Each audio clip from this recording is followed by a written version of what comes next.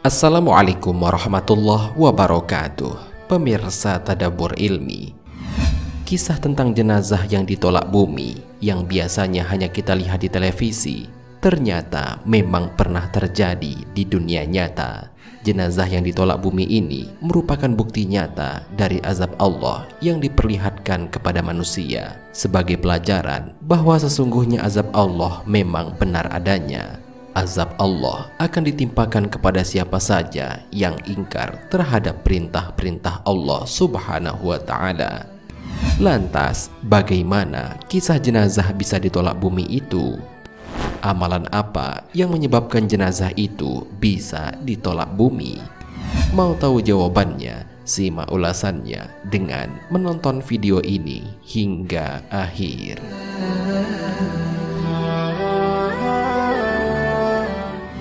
Sebelum lanjut, bagi kalian yang belum subscribe, silahkan untuk menekan tombol subscribe terlebih dahulu. Aktifkan lonceng notifikasinya. Bagikan video ini kepada teman-teman kalian agar semakin banyak orang yang mendapatkan manfaat dari channel ini.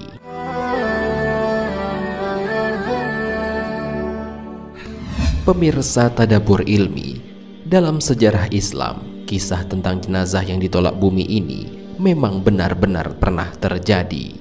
Hal ini sebagaimana termaktub dalam hadis riwayat Imam Al-Bukhari dalam Sahihnya Kitab Al-Manaqib nomor 3614.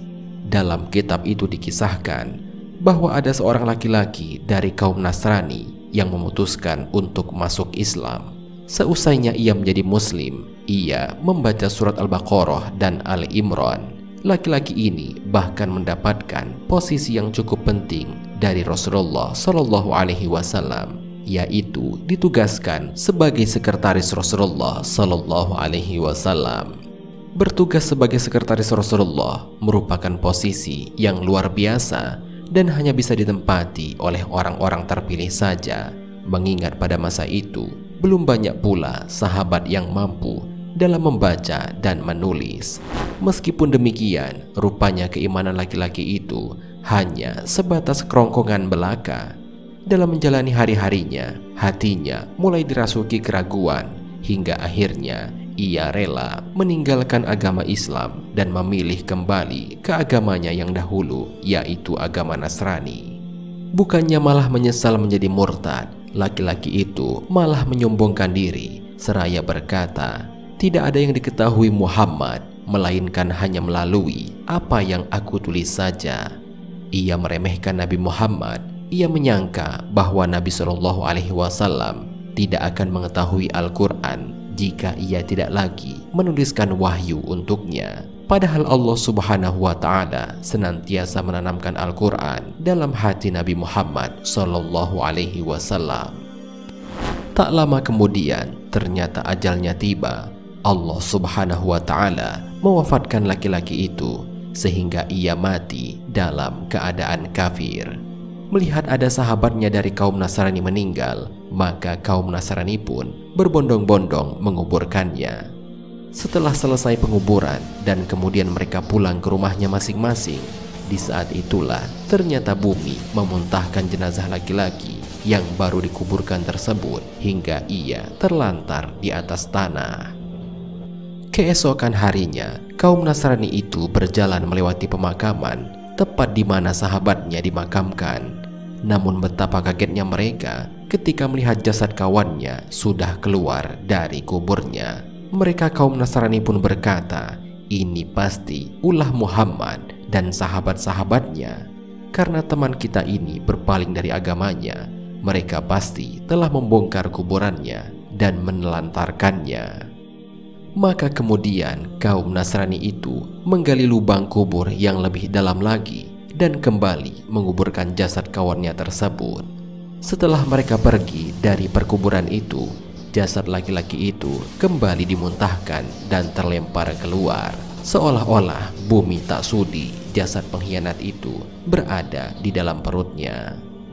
Keesokan harinya, kaum Nasrani kembali mendatangi kuburan temannya. Namun ternyata mereka kembali menemukan jasad kawannya telah berada di luar kubur.